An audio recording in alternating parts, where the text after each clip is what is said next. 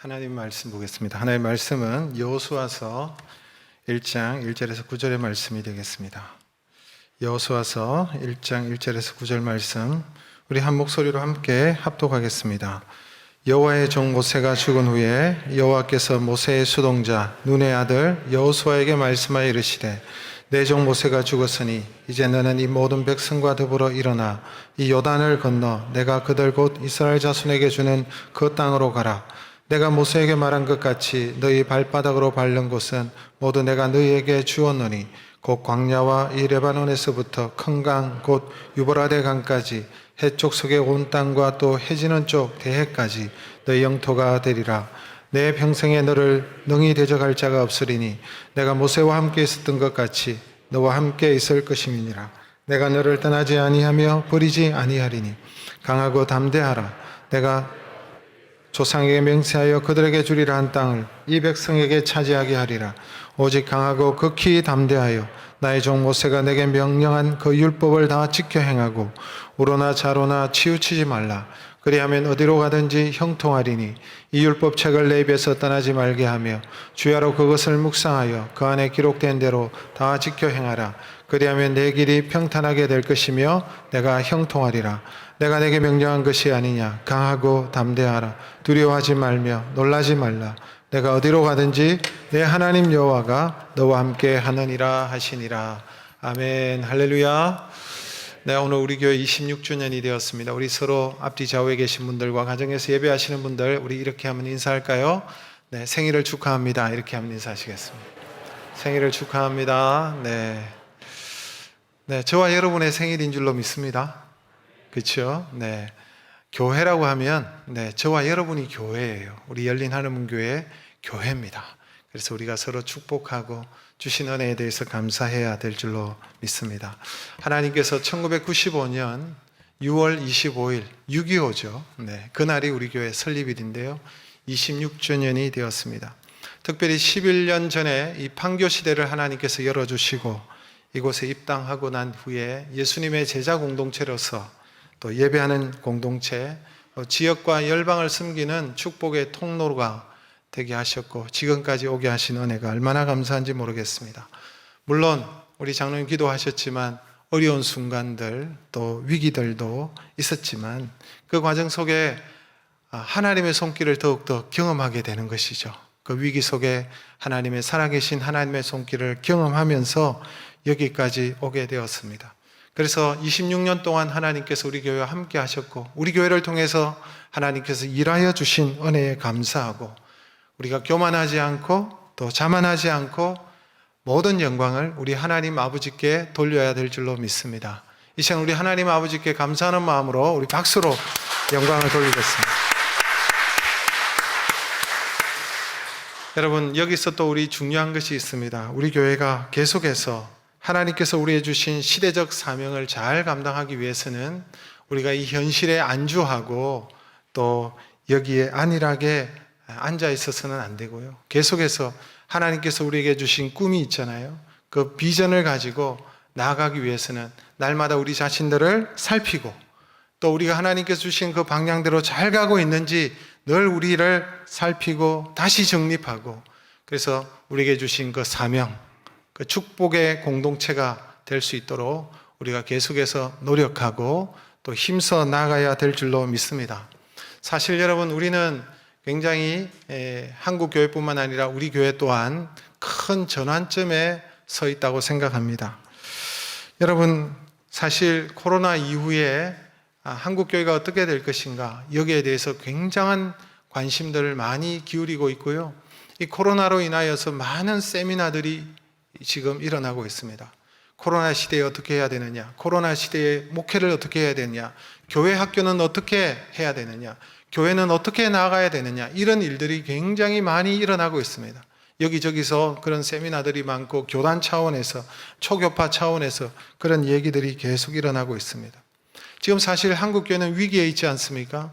코로나 이전부터 한국교회는 이미 쇠퇴기에 접어들었습니다.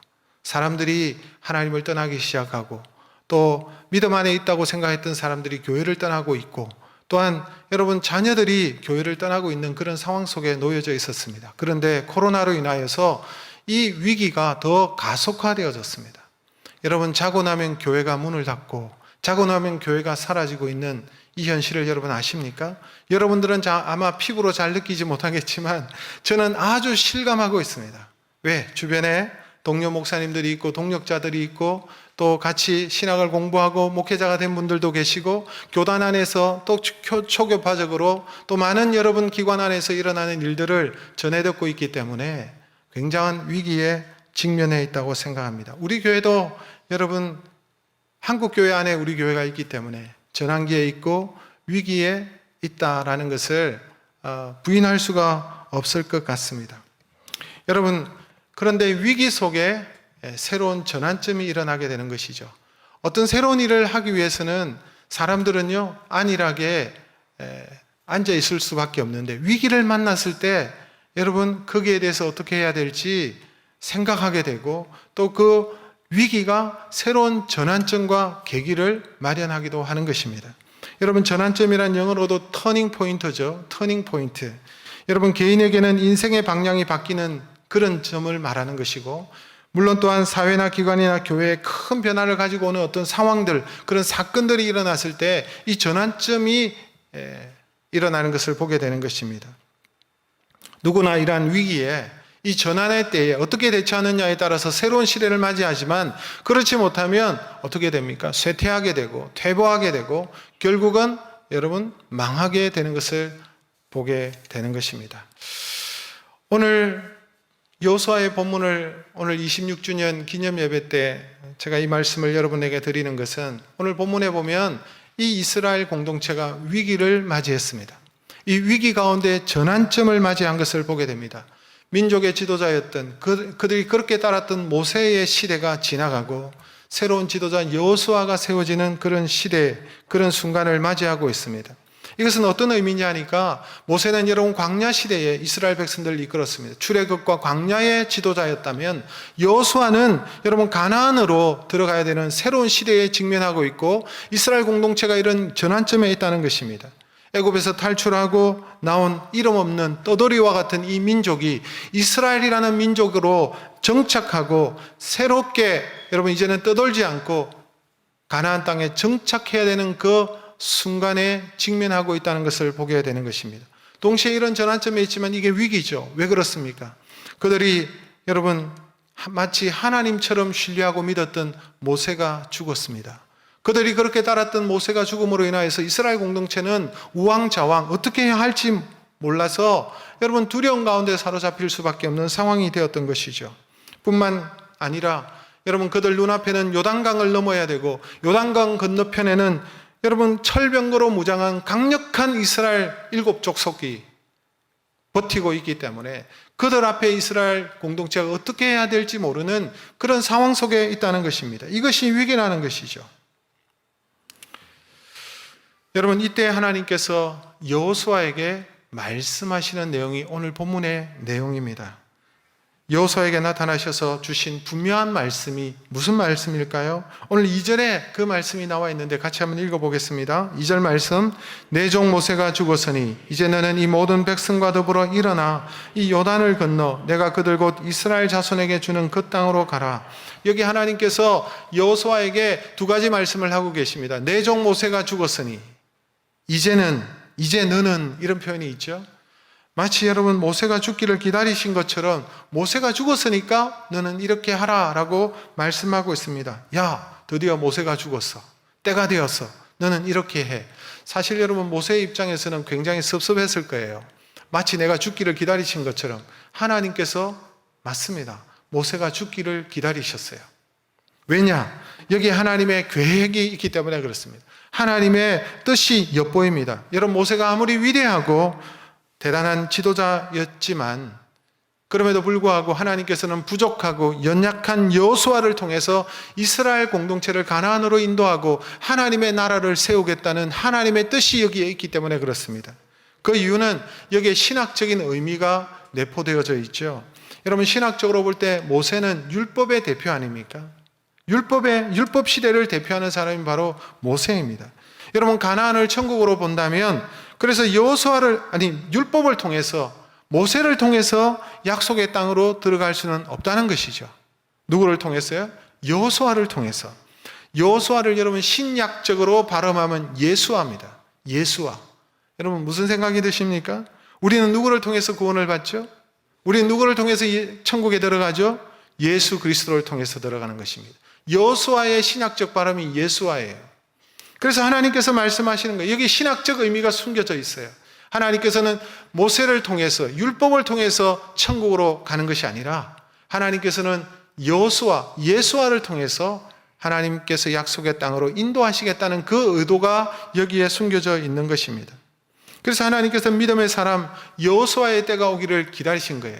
모세도 들어가고 싶었지만 하나님께서는 너보산까지만 모세를 허락하시고 가나안 땅을 밟지 못하도록 하신 거예요. 여기에 의미가 있는 것입니다. 그러므로 여러분 이스라엘 공동체에는 여호수아라는 새로운 지도자를 맞이하고 그들이 들어가야 될 가나안 땅을 바라볼 때는 위기지만 두려움이었지만 하나님께서는 이 위기 가운데 하나님의 계획과 뜻을 가지고 있다는 것을 볼 수가 있는 거예요. 하나님께서 이루시겠다는 거예요. 그래서 이 말은 위대한 종 모세가 죽었지만 너희들은 이것 때문에 염려하거나 걱정하지 말라는 거예요. 왜? 너희들을 애굽 땅에서 건져내고 광야 가운데 지키시고 이스라엘을 구원하신 하나님은 여전히 살아서 너희들과 함께하기 때문에 이 위기를 기회의 전환점으로 만드실 그 하나님을 신뢰하고 바라보라는 것입니다. 사랑하는 성도 여러분, 여러분 가운데서도 위기를 만나고 여러분 가운데서도 어려움을 만난 분들이 계실 것입니다. 교회적으로 볼 때도 위기요 전환점의 시기라고 볼 수가 있습니다. 그러나 우리가 염려하거나 두려워하지 말아야 될 이유가 있습니다. 왜 그렇습니까? 하나님께서는 이것을 통해서 전환점을 마련하시기 때문에 그렇습니다. 우리가 위기를 만나지 않으면 우리는 변하지 않습니다. 위기를 만나지 않으면 깨닫지 못하는 것이 둔한 인생이기 때문에 그래요. 그래서 하나님께서는 이 위기를 통해서 하나님께서 하실 일이 있기 때문에 이것이 바로 새로운 기회가 되는 거예요. 두 번째 여러분 여호수아에게 뭘 말씀하셨어요? 모세가 죽었으니까 너는 어떻게 하라는 것입니까? 요단을 건너라. 그리고 약속의 땅으로 나아가라 라고 말씀하셨습니다. 지금까지 여러분 출애굽의 은혜가 있었고 광야 40년 동안 말할 수 없는 하나님의 은혜와 기적의 역사들이 연속되지 않았습니까? 하나님께서 구름 기둥과 불 기둥으로 그들을 인도해 주셨고 매일 아침이면 아침마다 새벽마다 이슬을 내려주셔서 만나를 주셨잖아요. 그리고 하나님께서는 이스라엘 백성들이 입고 있는 의복과 신이 닳지 않도록 만들어 주셨고 하나님의 놀라운 은혜를 주셨습니다. 그런데 하나님께서는 이제는 그 은혜에만 머물지 말고 요단을 건너서 하나님께서 약속하신 땅으로 들어가라라고 여호수아에게 오늘 말씀하고 있습니다. 은혜를 넘어 새로운 축복의 땅으로 약속의 땅으로 나아가라는 것이죠. 사실 여러분 이 일은 쉽지 않습니다. 모세 시대에도 시도했어요. 모세도 시도했어요. 가데스 바네아에서 12명의 정탐꾼을 보내가지고 그 땅을 정탐하고 난 다음에 가나안 땅으로 들어가고자 했지만 그 정탐꾼들의 부정한 그 잘못된 보고죠. 네.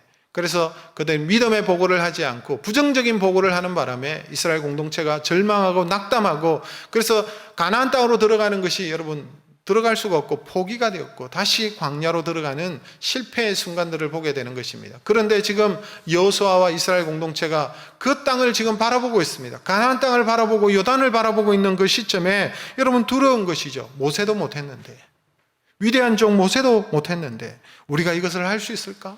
그 땅을 바라보면서 여러분 그런 생각을 들었을 것입니다. 저 요단강을 건너야 되고 철병거로 무장한 가장 강력한 민족이 도살인 저 민족들을 제압하고 가나안 땅을 차지할 수 있을까?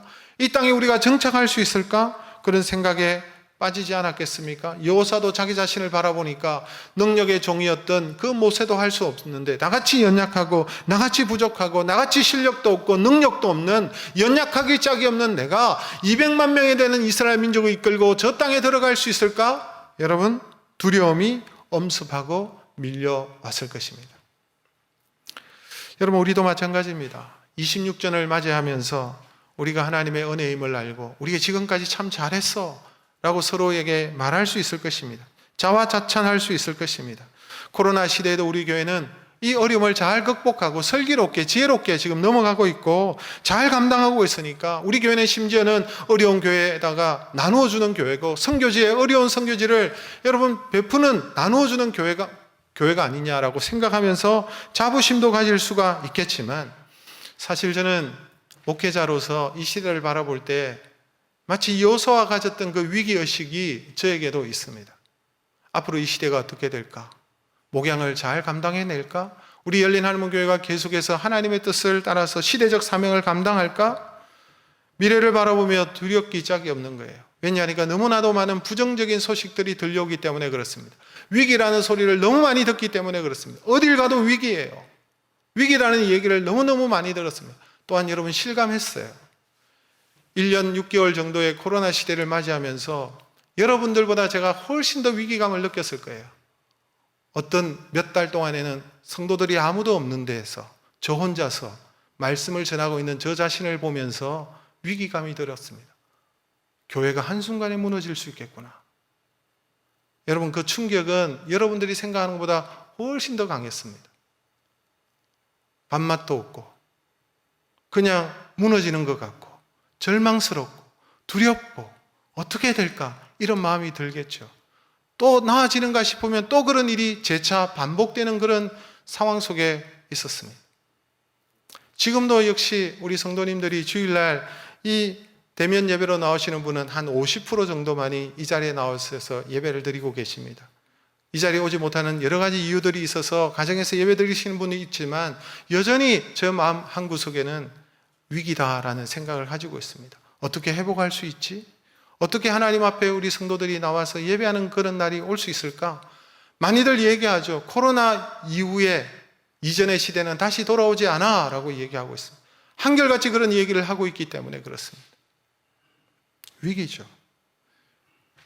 두려움이 있습니다. 고민이 되었습니다. 그런 가운데 기도하다가 여러분 이 여호수아의 말씀이 생각이 났습니다. 이스라엘 공동체도 위기를 당하고 이스라엘 공동체도 전환점에 서 있는 이 공동체를 바라보면서 이스라엘 공동체에게 말씀하시는 이 말씀을 붙잡고 우리가 묵상하고 나아가야 되겠다.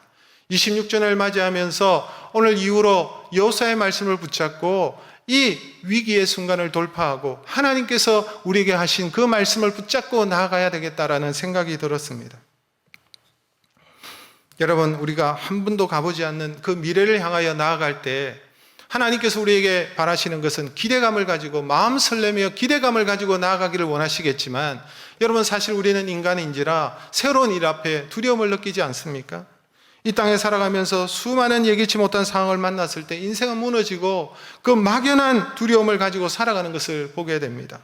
미지의 세계를 만날 때, 새로운 일을 할 때, 낯선 사람을 만날 때 여러분 직장에서도 두려움을 느끼고 건강에 대한 두려움을 느끼고 경제적인 두려움을 느끼고 가정에 대해서 자녀들을 생각할 때 염려와 걱정과 두려움이 밀려오는 것을 볼 수가 있습니다. 심지어는요, 인생은요 아주 행복한 가운데 있으면서도 여러분 두려워한다고 합니다. 왜 그럴까요?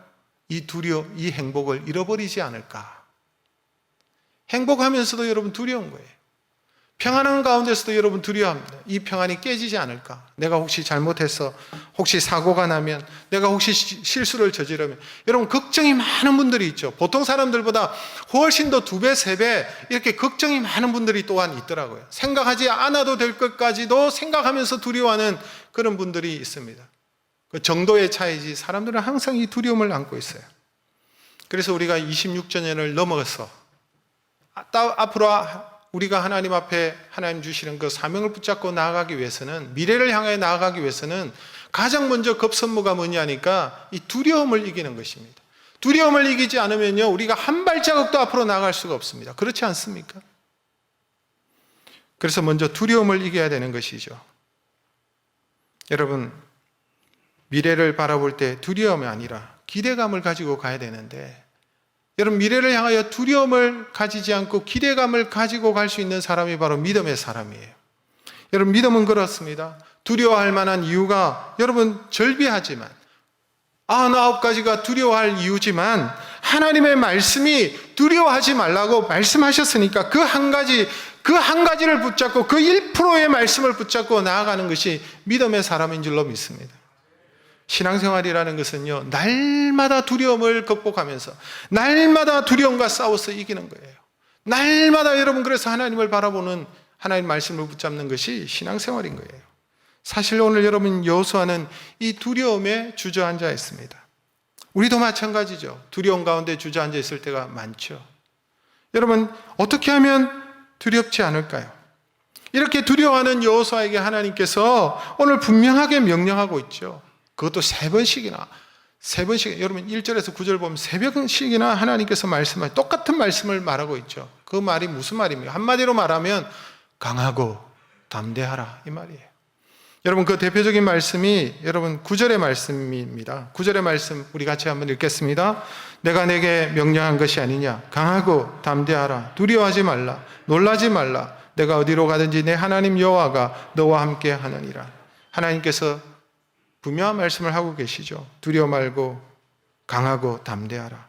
그러면 어떻게 우리 눈앞에 있는 어려움이 있는데 이런 상황 속에서, 이런 눈앞의 어려운 가운데, 위기 가운데 어떻게 우리가 두려워하지 않을 수가 있겠습니까? 우리가 여러분 지금까지 하나님 은혜로 잘 왔지만 미래를 생각할 때 여러분 위기감을 느끼고 어떻게 해야 될지 막연한 그런 상황 속에서 그 모든 두려움을 이기고 어떻게 믿음으로 앞으로 나아갈 수가 있을까요? 우리 개인이나 교회나 여러분 우리 공동체 안에서 어떻게 그런 일이 일어날 수 있겠습니까? 오늘 말씀을 가운데서 우리가 알 수 있어요. 간단하게 두 가지만 살펴볼까요? 여러분, 그 첫 번째는요, 하나님께서 이렇게 말씀하십니다. 오늘 내용을 가만히 살펴보면 다가올 어려움이 아니라 주실 축복을 바라보라는 거예요. 한번 따라 하시겠습니다. 다가올 어려움이 아니라 주실 축복을 바라보라. 오늘 보니까 여호수아에게 하나님께서 축복을 먼저 말씀하시는 거예요. 축복을 얘기하시는 거예요. 3절과 4절의 말씀이죠. 먼저 여호수아에게 여러분 말씀하시죠. 같이 한번 읽겠습니다. 내가 모세에게 말한 바와 같이 너희 발바닥으로 밟는 것은 모두 내가 너희에게 주었노니 곧 광야와 이 레바논에서부터 큰 강 유브라데 강까지 핵 족속의 온 땅과 또 해지는 쪽 대해까지 너희의 영토가 되리라. 지금 여러분 이스라엘 공동체는 땅 한 평이 없는 공동체지 않습니까? 땅 한 평 없는 광야에서 헤매고 방황하고 떠돌아다니는 이 민족을 향해서 이제는 하나님께서 말씀하시고 더 헤매지 말고 방황하지 말고 도망하지 말고 정착할 축복의 땅을 주시겠다는 거예요. 그것도 네가 밟는 모든 땅을 내가 주겠다. 지금 축복을 먼저 얘기하시죠. 너 두려워하지 말라라고 하시면서 다른 얘기하지 아니하시고 미래를 바라보고 그 축복의 땅을 바라보라고 말씀하시는 거예요. 어려움이 아니라, 어려움을 보는 것이 아니라 먼저 축복을 말씀하시다는 거예요. 당장 눈앞에 보이는 어려움이 아니라, 당장 눈앞에 보이는 요단강이 아니라 그 7 족속 철기병기로 무장한 그 7 족속을 향해서 말씀하시는 것이 아니라 하나님께서 미래를 바라보고 축복을 바라보라고 선포하고 계십니다. 네가 밟는 모든 땅을 내가 줄게. 그걸 말씀하시는 거예요. 여러분, 바로 이러한 하나님의 축복을 붙잡는 사람이 여러분 어려움을 이길 수가 있고 두려움을 이겨낼 수 있는 것입니다. 어려움 뒤에 우리에게 주실 그 축복을 바라보는 것이 바로 믿음의 눈이에요. 이러한 믿음의 눈이 있으시기를 주님의 이름으로 축복합니다. 여러분, 그 축복을 바라보면 지금의 현실을 이기는 거예요. 지금의 어려움을 이기는 거예요. 지금의 고통스러움을 이기는 거예요. 인내할 수 있는 거예요. 그렇죠. 여러분, 서민이, 집 하나 없는 그 서민이 내 집 마련의 꿈을 안고 청약을 합니다. 아파트 청약을 했는데 감사하게도 당첨이 됐어요. 그러면 여러분 어떻게 됩니까? 당장 들어가나요? 아니죠. 한 2년 정도는 기다려야 되죠. 아파트가 다 이렇게 건축이 끝나고 난 다음에 입주하게 되는 그날까지 기다려야 되는 것입니다. 그런데 2년 정도 기다려야 입주가 되는데 그 2년 동안 어떻게 합니까? 지금 여러분 현실은 어려워요. 지금 불편해요. 힘들어요. 내가 사는 집이 여러분 어떻게 보니까 물이 새기도 하고 내가 사는 이 집이 너무 불편하고 힘들어요. 지금 여러분 가구도 필요해요. 소파도 필요하고 침대도 필요하고 장롱도 필요하고 필요한 것들이 많아요. 그런데 삽니까? 지금 여러분 당장 필요하다고 그것을 사나요? 안 사죠. 왜요? 2년 뒤에 새 아파트로 들어가니까. 참는 거예요. 미래를 바라보면서 그것을 이겨내는 것이죠. 그래서 당장의 어려움도 힘들어도 고생이 돼도 미래를 바라보면 그게 기대가 되고 소망이 되고 참아낼 수 있게 되고 이기게 되는 줄로 믿습니다. 하나님께서 지금 그 말씀하시는 거예요. 지금 눈앞에 있는 어려움 뒤에 주실 축복을 바라보라 라고 여호수아에게 지금 말씀하고 있는 것이죠. 여러분 아십니까? 누가 하나님의 약속을 쟁취할 수 있습니까? 믿음대로 말하는 사람, 믿음대로 행하는 사람, 믿음대로 선포하는 사람이 하나님의 그 약속을 붙잡고 그 약속을 쟁취할 수 있는 줄로 믿습니다. 말씀을 믿지 못하고 두려워하고 그러면 낙담하게 되고 아무것도 못하는 거예요. 그래서 하나님께서 여호수아에게 말씀하시는 것이죠. 위축하지 말고 앞으로 나아가라는 거예요. 축복을 바라보며 나아가라. 그래야만 이것을 이길 수 있기 때문에 그런 것입니다. 여러분, 그렇습니다. 하나님께서는 반드시 우리에게 복을 주실 것입니다. 하나님께서는 반드시 우리에게 가나안 땅을 주실 것입니다. 하나님께서는 반드시 약속하신 그 말씀을 이루실 것입니다. 우리가 믿음으로 밟는 모든 땅을 하나님께서 우리에게 주실 줄로 믿으시기를 바랍니다. 또한 여러분, 여호수아와 이스라엘 공동체가 그 두려움을 이길 수 있는 이유가 무엇입니까? 하나님께서 말씀하십니다. 내가 너와 함께 하겠다라고 말씀하십니다. 함께 하시는 하나님을 바라보라는 거예요. 여호수아에게 강조하신 말씀이 그 말씀이에요. 5절의 말씀 우리 같이 읽겠습니다. 5절. 내 평생에 너를 영이 대적할 자가 없으리니 내가 모세와 함께 있었던 것 같이 너와 함께 있을 것임이니라. 내가 너를 떠나지 아니하며 버리지 아니하리니. 한마디로 무슨 말입니까? 하나님께서 내가 너와 함께 하겠다라고 말한, 내가 함께 하니까 두려워하지 말고 강하고 담대하라는 거예요.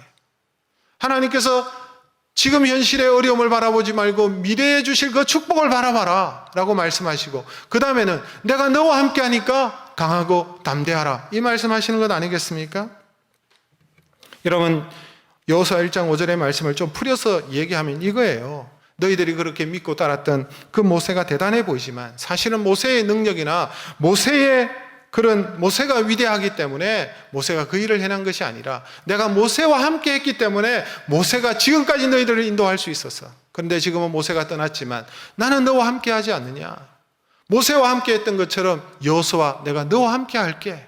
내가 너와 함께 하니까 담대하고 두려워하지 말아라 라고 지금 말씀하는 거예요. 나를 믿고 내가 너와 함께 하니까 너는 혼자가 아니니까 담대하라 라고 하나님께서 말씀하시는 거예요. 그럼에도 불구하고 여호수아는 오늘 말씀의 맥락을 가만히 살펴보면 여전히 용기를 내지 못하고 두려워하는 것을 볼 수가 있습니다. 그때 하나님께서 또 말씀하시는 거예요. 7절에도 말씀하시고 5절에 말씀하셨는데 또 7절에 말씀하시고 9절에 또 말씀하시죠. 9절 말씀을 다시 한번 또다시 여호수아에게 말씀하시는구나 라는 의미를 가지고 한번 우리가 읽어볼까요? 9절 말씀. 내가 네게 명령한 것이 아니냐. 강하고 담대하라. 두려워하지 놀라지 말라. 내가 어디로 가든지 내 하나님 여호와가 너와 함께 하느니라. 무슨 말이에요? 내가 네게 명령하지 않았냐? 내가 너에게 계속 말했잖아. 내가 너에게 얘기했잖아. 너 지금 내 말을 듣고 있니? 도대체 너는 누구 말을 듣고 있는 거냐? 마귀의 말을 듣고 있니? 사람의 말을 듣고 있니? 사람이 이 소리 저 소리 하고 지금은 위기야, 지금은 어려워, 지금은 우리 현실이 이래 라고 하면서 사람들이 하는 말 듣지 말고 내가 너에게 말하는 말을 들어. 내가 너와 함께 하겠다고 얘기했잖아. 그런데 무엇이 두렵니? 너 지금 내 말 듣고 있니? 여호수아에게 하나님께서 그렇게 말씀하시는 거예요. 그렇죠.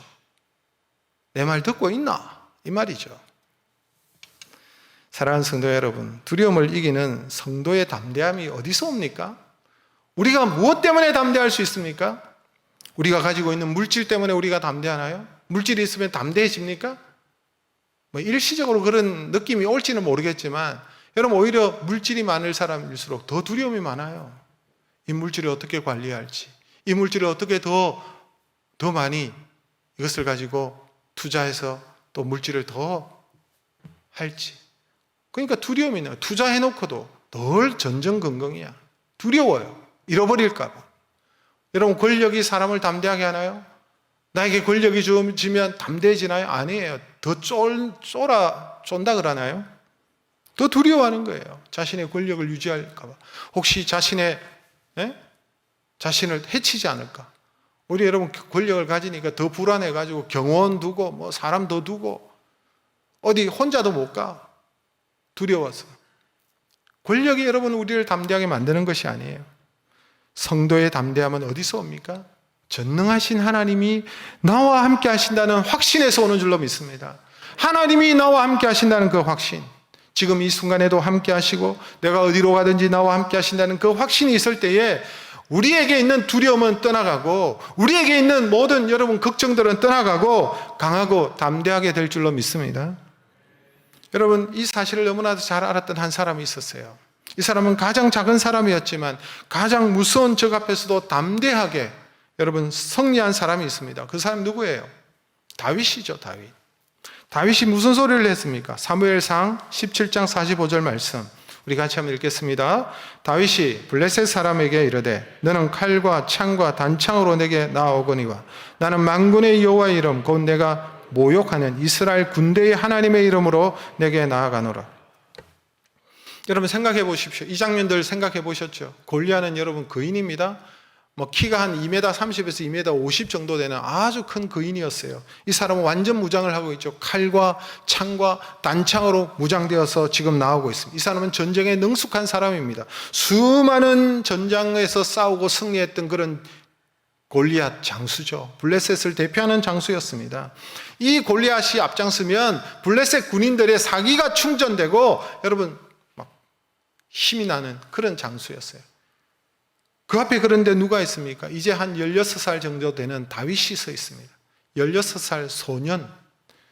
오늘날 우리로 치면 중딩이죠. 중학생 꼬마아이가 딱 서 있습니다. 얼마나 무서웠을까요? 이 장면이 참 우습지 않습니까? 너무 우스운 장면이다. 그런데 다윗은 골리앗 앞에서 너무나도 담대했습니다. 여러분 골리앗 앞에서 다윗이 담대한 이유가 뭘까요? 철이 없어서? 이제 16살 되는 중딩이기 때문에 철이 없어서? 네. 철이 없어서 지금 까부는 거예요? 골리앗 앞에서? 그게 아니죠. 여러분 요즘 중딩을 외계인이다 이런 말을 쓰잖아요. 외계인. 지구인이 아니고 인간이 아니고. 그래서 말이 안 통하고 말해봐야 소용이 없고 그래서 중딩이 말하면 웬만하면 넘어가요. 저게 언젠가는 인간이 되겠지 생각하고 두죠. 그런데 여러분 이 다윗이 중딩인데 이 골리앗 앞에 맞서는 거 보십시오. 여러분 그가 중딩이라서 철이 없어서 지금 폼 잡고 맞서는 것이 아니라 지금 다윗이 무엇을 말하고 있습니까? 너는 칼과 창과 단창으로 내게 나오지만 나에게는 네가 알지 못하는 나는 너가 무섭지 않은데 나에게는 네가 알지 못하는 비밀 병기가 있어. 하나님이 나와 함께 하셔. 그 믿음의 확신이 그에게 있을 때에 물맷돌 하나 들고 골리앗 앞에 서 있지 않습니까? 그 담대함이 어디에서 나옵니까? 하나님이 나와 함께 하신. 나는 만군의 여호와의 이름으로 네 앞에 간다. 그렇게 말하고 있잖아요. 얼마나 놀라워요. 여러분 다윗의 인생을 보면 다윗만큼 파란만장한 인생을 사는 사람이 누가 있습니까? 다윗만큼 어렵고 여러분 위기의 순간을 맞은 사람이 얼마나 있으며 도망가는 삶을 살았습니다. 목동에서 왕이 될 때까지 그 수많은 위기와 어려움들이 있었어요. 왕이 된 이후에도 여러분 여러 가지 수많은 어려움들이 있었어요. 가장 강력한 나라를 세웠지만 그에게 위기와 어려움이 많이 찾아왔습니다. 이 수많은 위기와 어려움을 만났기 때문에 다윗의 삶 속에는 이적이 많고 기적이 많이 일어났을 거야 생각하는데 그렇지 않습니다. 여러분 성경에 보시면요 그렇게 많은 이적과 역사들이 일어났는데 다윗의 삶 가운데 여러분 그런 이적과 기적의 역사가 한 번도 일어나지 않았어요. 우리가 생각하면 다윗은 그 수많은 파란만장한 삶을 살았기 때문에 여러분 그런 기적과 이적이 수없이 많을 것이라고 생각했는데 성경 어디를 봐도 다윗이 여러분 그런 이적과 역사를 경험했다 이렇게 표현되어 있는 게 없어요. 그런데 그는 기적 같은 삶을 살았어요. 기적이 한 번도 없었지만 기적 같은 삶을 살았어요. 그 이유가 무엇입니까? 다윗이 가지고 있었던 신앙 고백입니다. 그의 신앙 고백, 우리가 잘 아는 것이죠. 그의 대표적인 시가 시편 23편에 이런 내용이 있지 않습니까? 23편 4절 말씀 같이 읽습니다. 내가 사망의 음침한 골짜기로 다닐지라도 해를 두려워하지 않을 것은 주께서 나와 함께 하시며 주의 지팡이와 막대기가 나를 안위하시나이다. 이 고백 안에 다윗의 인생이 다 들어있어요. 그가 말년에 고백했던 이 시편 23편의 내용 속에 다윗의 신앙의 고백이 다 있어요. 내가 사망의 음침한 골짜기로 다닐지라도. 사망의 음침한 골짜기 뭡니까?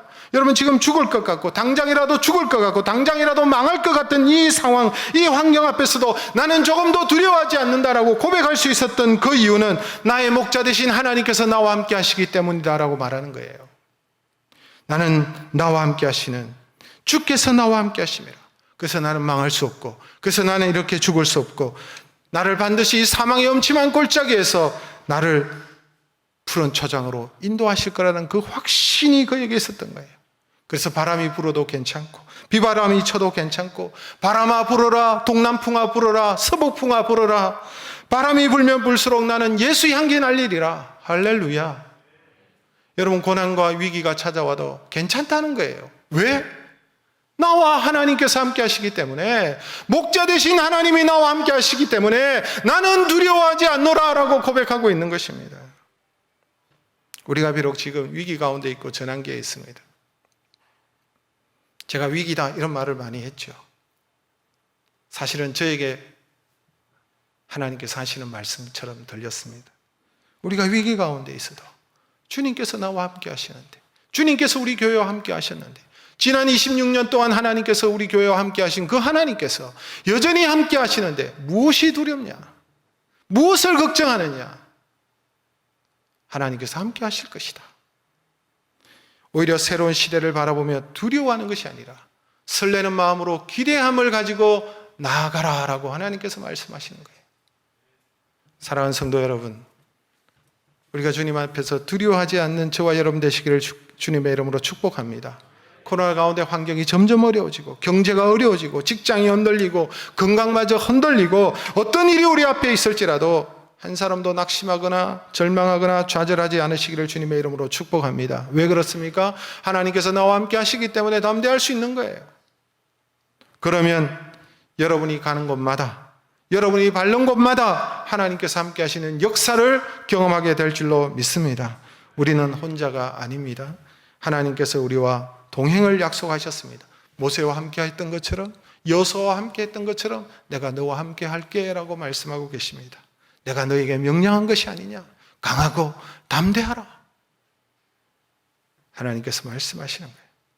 그래서 저와 여러분, 또 우리 교회와 하나님께서 함께하여 주실 줄 믿습니다. 한 사람도 두려운 가운데 벌벌 떨지 마시고 기대감을 가지고 미래를 향하여 힘차게 나아가시기를, 그리고 우리에게 주실 그 축복의 미래를 바라보시고 나와 함께 하시는 그 하나님을 바라보시고 힘있게 나아가는 저와 여러분 되시기를 주님의 이름으로 축복합니다.